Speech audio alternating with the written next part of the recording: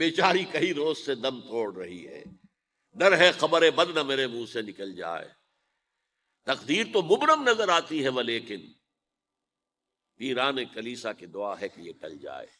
تو پہلی بات میری ختم ہوئی، عالمی نظام خلافت دنیا کی تقدیر مبرم ہے، ہو کر رہے گی، اس میں کسی صاحب ایمان کو کوئی شک، کوئی شبہ، کوئی ریب نہیں ہونا چاہیے۔ البتہ اس کا اب دوسرا پہلو کیا ہے، اس کا آغاز کہاں سے ہوگا؟ پہلی بات تو یہ، ہمارے بعض لوگوں کے ذہنوں میں، سادہ دل لوگ وہ سمجھتے ہیں کہ پوری دنیا میں ایک ہی دفعہ آ جانی چاہیے،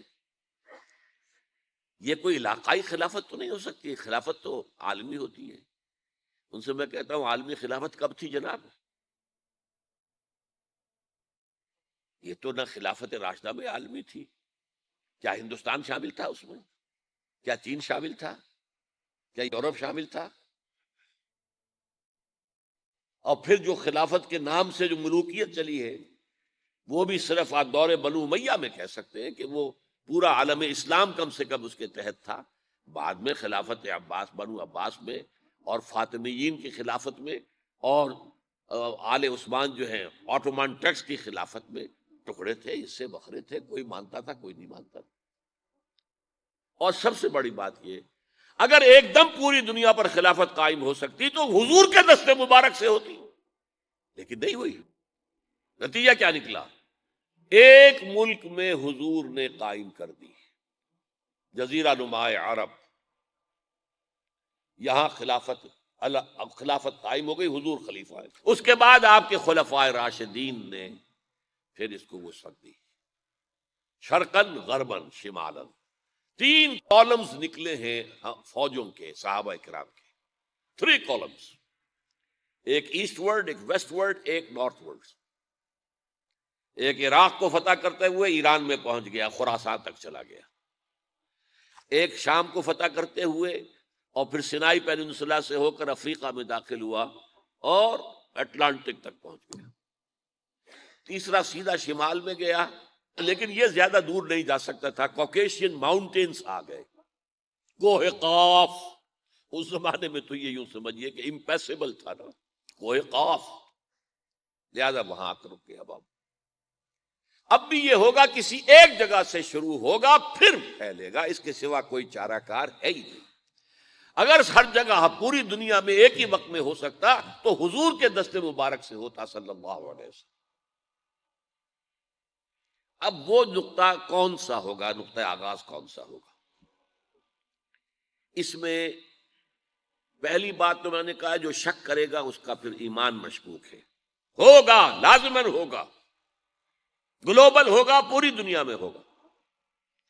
کہاں سے شروع ہوگا اس میں آپ اختلاف کر سکتے ہیں، لیکن مجھے تو 2 حدیثیں تو ملی ہیں جن سے یہ اندازہ ہوتا ہے کہ یہ اس مشرقی خطے سے ہوگا، عرب کے مشرق کی جانب کسی ملک سے ہوگا، کسی خطے سے ہوگا۔ وہ حدیثیں بھی اب آپ پڑھ لیجیے پہلے، پھر میں کہہ رہا ہوں یہ خزانہ ہے جو ہم نے آپ کی خدمت میں پیش کیا ہے، کاش کہ آپ اس کی قدر کر سکیں، یہ حدیثیں آپ کو ازبر ہو جائے، یاد ہو جائے، لوح قلب پر نقش ہو جائے۔ ہندوستان اور خراسان یعنی موجودہ افغانستان کا ذکر ابن ماجہ کی روایت ہے، عن عبداللہ ابن الحارث رضی اللہ تعالی عنہ قال رسول اللہ صلی اللہ علیہ وسلم یخرج ناس من المشرق یوطئون للمہدی یعنی سلطانہ، یعنی سلطانہ، دونوں طرح سے پڑھ سکتے ہیں۔ حضرت عبداللہ ابن حارث فرماتے ہیں رضی اللہ تعالی عنہ کہ حضور نے ارشاد فرمایا، مشرق کی طرف سے وہ فوجیں نکلیں گی، لوگ آئیں گے جو عرب میں مہدی کی حکومت قائم کریں گے۔ یہ مہدی کون ہوں گے اس کا ذکر میں ذرا بعد میں کروں گا، لیکن نوٹ کر لیجئے کہ مہدی سے پہلے لازماً کسی مشرقی علاقے کے اندر وہ نظام قائم ہو چکے گا، تب وہاں سے فوجیں آئیں گی نا۔ یہ مشرق کون سا ہے؟ عرب کے مشرق میں آپ چلیے، ایران بھی آ جائے گا، افغانستان بھی ہے، پاکستان بھی ہے، اور اگر اسے اور توسیع دیں تو ہندوستان بھی ہے۔ یہ ہے عرب کا مشرق، اس سے فوجیں جائیں گی۔ اس کا کیا مطلب ہے کہ اس میں سے کسی جگہ پر نظام خلافت پہلے قائم ہو جائے گا، تاکہ وہاں سے فوجیں جائیں گی جو جزیرہ نماء عرب میں حضرت مہدی کی حکومت کو قائم کریں گی۔ اب دوسری حدیث سنیے، یہ سنن ابن ماجہ کی حدیث تھی جو میں نے آپ کو سنائی، آپ نے پڑھی۔ دوسری، عن ابی ہریرہ رضی اللہ تعالی عنہ، یہ ترمذی شریف کی روایت ہے، قال قال رسول اللہ صلی اللہ علیہ وسلم یخرج من خراسان رایات سود لا يردها شیء حتی تنصب بإیلیا، خراسان کے علاقے سے سیاہ جھنڈے لے کر فوجیں آئیں گی، ان کا رخ کوئی موڑ نہیں سکے گا، ان کو پیچھے پھیر نہیں سکیں گے کوئی بھی، یہاں تک کہ وہ یروشلم میں جا کر جھنڈے نصب کر دیں گے۔ ایلیا حضور کے زمانے میں یروشلم کو کہتے تھے۔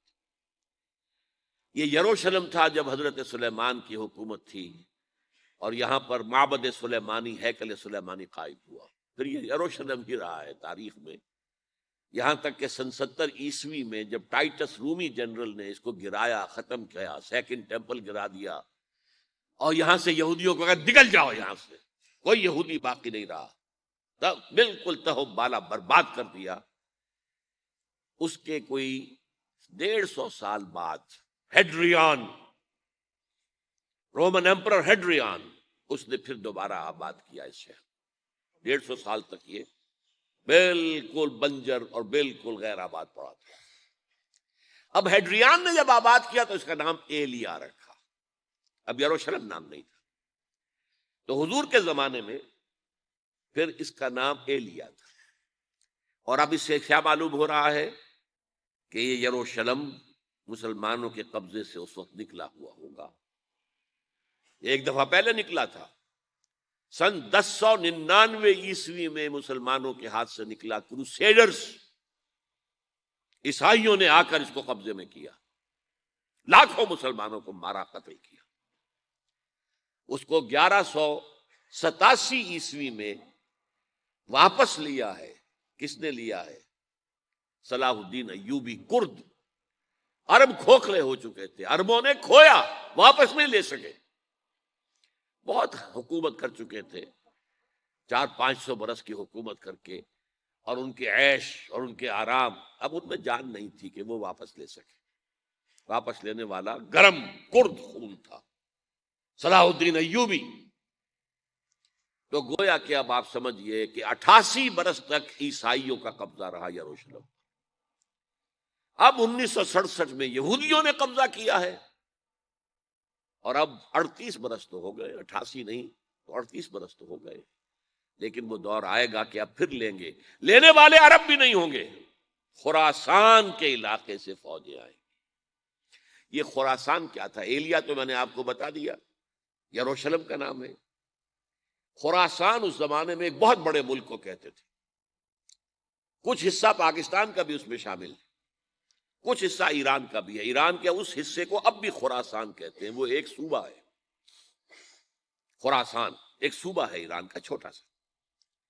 پاکستان میں خاص طور پر یہ جو علاقہ مالاکنڈ ایجنسی کہلاتی ہے، اس سے اوپر جتنا علاقہ ہے، اور یہ جو واخان کی ایک پٹی آتی ہے اوپر، واخان افغانستان کی ایک پٹی سی دم سی چلی آتی ہے جو جا کر چائنا کی سرحد سے مل جاتی ہے، یہاں سے لے کے یہاں تک یہ جو مالاکنڈ کا وہ درہ ہے اور پہاڑ ہے، یہ بھی خراسان کا حصہ ہے۔